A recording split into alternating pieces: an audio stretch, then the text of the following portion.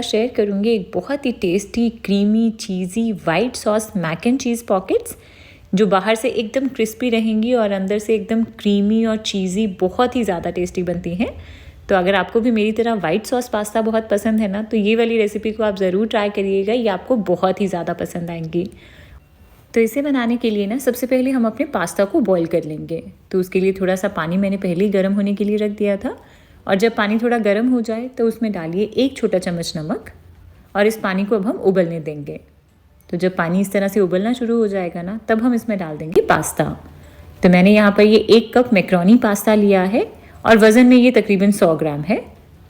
तो इस पास्ता को अब हम मीडियम हाई फ्लेम के ऊपर उबाल लेंगे। तकरीबन 10-12 मिनट में ये अच्छे से उबल जाएगा। और पास्ता को जो बॉईल करने की टाइमिंग्स है ना, ये इसके पैकेट के पीछे इंस्ट्रक्शंस में दी गई होंगी, तो आप इसे एक बार ज़रूर चेक कर लीजिएगा। तो थोड़ी देर के बाद अब हमारा ये पास्ता अच्छे से उबल गया है। एक बार हम इसे चेक कर लेंगे। तो इसे या तो आप खाकर चेक कर लीजिए, या फिर इस तरह से जब आप चम्मच से इसे कट करेंगे ना, तो ये इजीली कट जाएगा। तो बस पास्ता तैयार है। इसे ना हमें ओवर बॉयल बिल्कुल भी नहीं करना है। तो इसे अब हम छान लेंगे। एक पतीली के ऊपर छन्नी रखी है मैंने यहाँ, और इसमें हम डालेंगे अपना ये पास्ता। और इसका ये जो पानी निकला ना, इसे अभी हम थोड़ी देर के लिए संभाल लेंगे, क्योंकि बाद में अगर हमें ज़रूरत पड़ेगी ना, तो हम इसे अपनी सॉस में यूज़ करेंगे। तो इस पास्ता को अब मैं नॉर्मल पानी से थोड़ा वॉश कर रही हूँ, ताकि इसकी जो कुकिंग प्रोसेस है ये यहीं रुक जाए। तो इसी के साथ हमारा ये पास्ता अब तैयार है। इसे अब हम एक साइड पे रख देंगे, और अब हम इसके लिए वाइट सॉस बना लेंगे। तो उसके लिए एक पैन में मैं यहाँ ले रही हूँ 1 बड़ा चम्मच butter, normal regular salted butter है ये।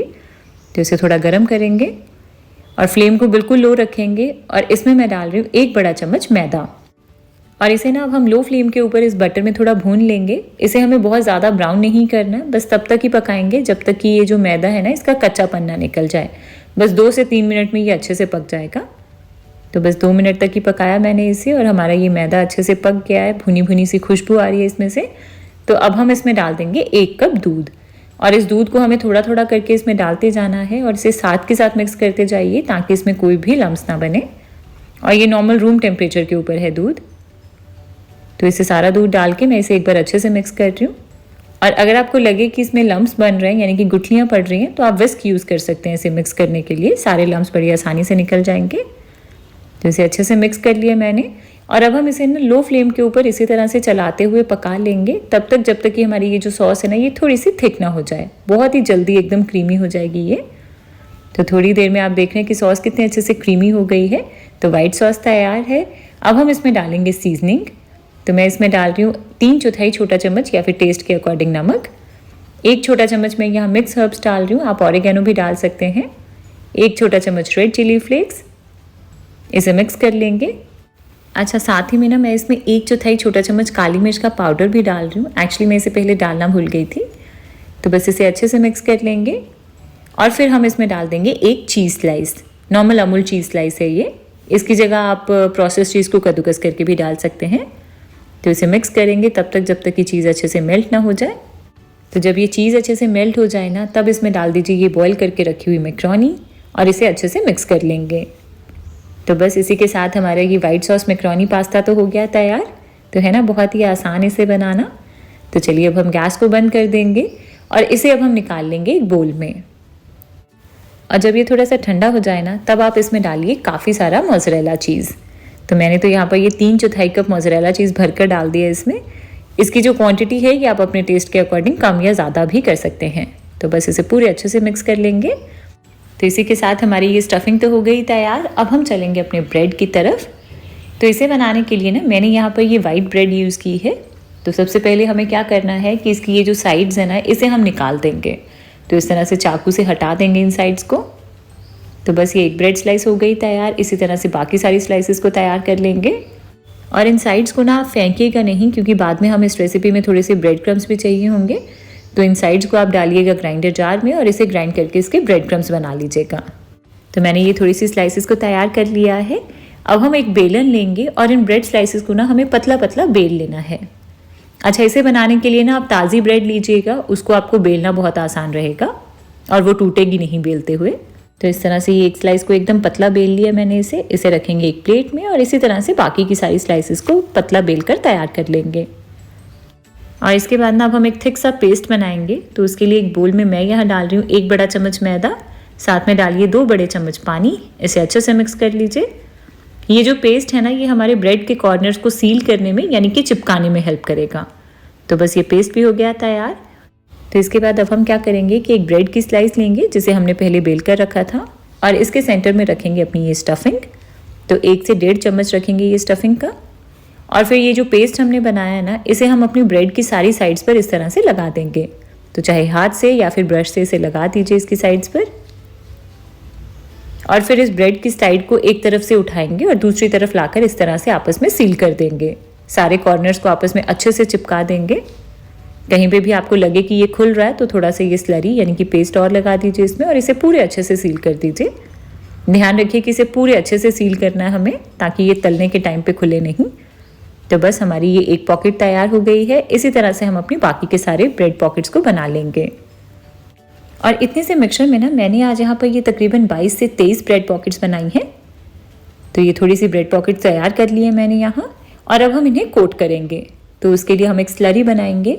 तो एक बोल में मैं यहाँ डाल रही हूँ 1/4 कप कॉर्नफ्लावर, साथ में डालेंगे 1/4 कप मैदा, आधा छोटा चम्मच नमक और 1/4 छोटा चम्मच काली मिर्च का पाउडर। इसे थोड़ा मिक्स करेंगे और अब हम इसमें थोड़ा थोड़ा करके पानी ऐड करेंगे और इसका ना एक पतला सा घोल बना लेंगे। और ये जो पानी है ना, इसे थोड़ा थोड़ा करके ही ऐड करिएगा ताकि इसमें कोई भी लम्स ना बने। और अब हम इसे बहुत ज़्यादा थिक नहीं बनाएंगे, इसे हल्का सा रनी रखेंगे, बट हल्की सी कोटिंग कंसिस्टेंसी रहेगी इसकी। तो मैंने इसे अच्छे से मिक्स कर लिया और आप देख रहे हैं इसकी कंसिस्टेंसी, ये रनी भी है बट हल्का हल्का चम्मच को कोट कर रहा है। तो बिल्कुल ऐसी कंसिस्टेंसी रखेंगे। तो ये स्लरी भी हो गई तैयार। और इसके बाद अब एक बोल में मैंने यहाँ थोड़े से ब्रेड क्रम्स लिए हैं।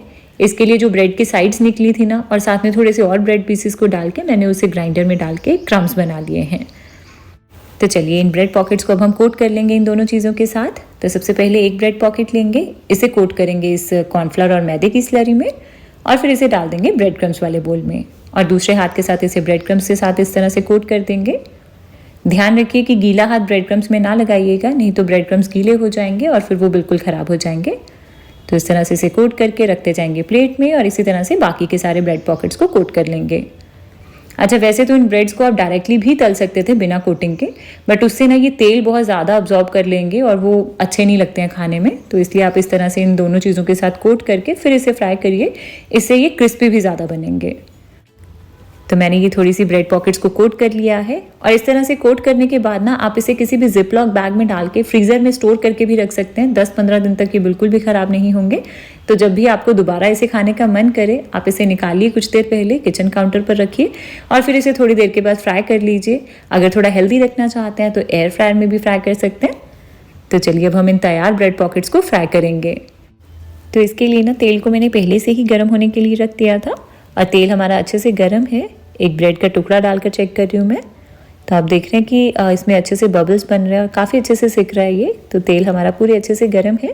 तो इसे मैं एक बार निकाल देती हूँ, और इसमें अब हम डालेंगे अपने ये ब्रेड पॉकेट्स, और इसे डाल के ना एक बार हमें चलाना नहीं है, कुछ सेकंड्स के लिए इसी तरह से रखा रहने देंगे। बस साइड से कड़छी से ऊपर की तरफ इस तरह से तेल डालते जाइए, ताकि इसकी जो कोटिंग है ये एक बार थोड़ी सेट हो जाए।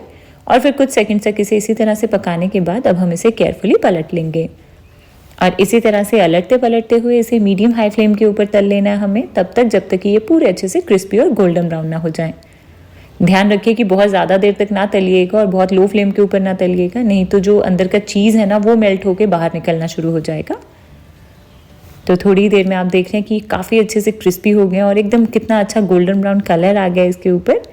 तो बस हमारे ये ब्रेड पॉकेट्स तैयार हैं। इसे हम निकाल लेंगे एक टिश्यू टाल के ऊपर, और इसी तरह से अपने बाकी के सारे ब्रेड पॉकेट्स को तल लेंगे। और इन ब्रेड पॉकेट्स को तलने में ना आपको बहुत ज़्यादा टाइम भी नहीं लगेगा, ये बहुत ही जल्दी तलकर तैयार हो जाते हैं। तो इसी के साथ तैयार है हमारे ये बहुत ही tasty white sauce mac and cheese pockets. और मैं आज इसे सर्व कर रही हूँ टोमेटो केचप के साथ। आप अपनी मनपसंद किसी भी सॉस के साथ सर्व कर सकते हैं। तो है ना, बहुत ही आसान सी रेसिपी। और एक बार अंदर से भी इसका टेक्सचर चेक करेंगे। बाहर से जो इसकी लेयर है ना ये एकदम क्रिस्पी बनी है, और अंदर का चीज़ देख रहे हैं आप कि कितना अच्छे से मेल्ट हुआ है और एकदम क्रीमी बने हैं ये। तो अगर आपको भी मेरी तरह वाइट सॉस पास्ता बहुत पसंद है ना, तो आप इसे ज़रूर ट्राई करिएगा, ये आपको बहुत ही ज़्यादा पसंद आएंगे। और हमेशा की तरह अगर रेसिपी पसंद आई हो तो प्लीज़ वीडियो को लाइक करें और मेरे चैनल को सब्सक्राइब करना ना भूलें।